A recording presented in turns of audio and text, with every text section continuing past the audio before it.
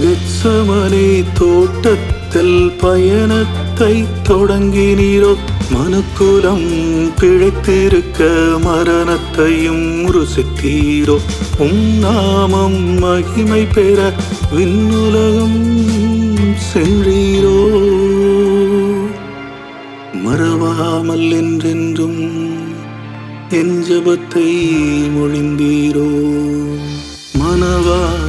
மணவாளன் செவி சாய்த்தீரே, இரத்தத்தினால் எம்மையுமே மீட்டெடுத்தீரே.